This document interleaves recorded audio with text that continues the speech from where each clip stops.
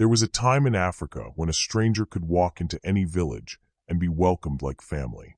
A traveler, weary from a long journey, would arrive at the gate of a homestead and respectfully call out. Sikhulekile ekhaya.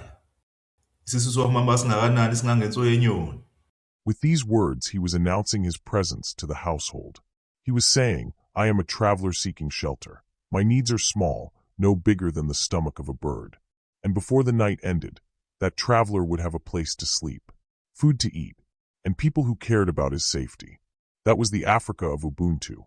But today, many of us look at each other not as brothers, but as strangers, and sometimes even as enemies. The question we must ask ourselves is simple. What happened to Ubuntu? It is deeply disheartening to witness what has become of a people who were once bound together by unity and compassion. Across many parts of Africa today, we often see our own people turning against one another with hostility and suspicion. At times, it feels as though we have forgotten how to care for each other. In some cases, we appear ready to destroy one another, as if we no longer recognize the shared roots that bind us. As a historian, I have had the privilege of looking back into our past. What history reveals tells a very different story from what we see today. The Africa of our forefathers was built upon strong principles of community, compassion, and responsibility toward one another.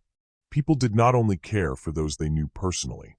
They cared even for strangers, because they understood that anyone who came from this land was, in one way or another, their brother or sister. This was the spirit known as Ubuntu. In those days, hospitality was not optional, it was a duty. When a traveler arrived in a village, the members of the household would come out to greet him and ask where he was coming from and where he was going. They would prepare a place for him to sleep. They would share their food with him. And in many cases, they would even prepare provisions for him to carry the next day as he continued with his journey. When the traveler later returned along the same path, he would bring gifts to the household that had shown him kindness. This was not done out of obligation, but out of appreciation. It was a beautiful cycle of humanity. Such generosity and compassion were once defining traits among African people. But when we look at our societies today, one cannot help but ask, what has happened to us? Today we sometimes harm one another without hesitation. We steal from each other. We struggle to celebrate the success of another African without jealousy or resentment. The question remains, what happened to the spirit of Ubuntu? Is it money that has changed us? Is it education that has made us believe we are better than one another?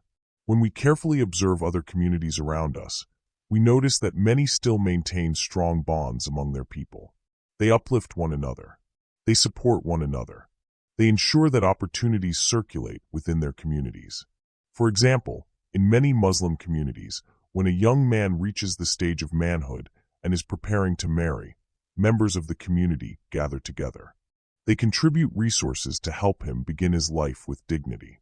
Some help him find employment. Others assist him in establishing a business.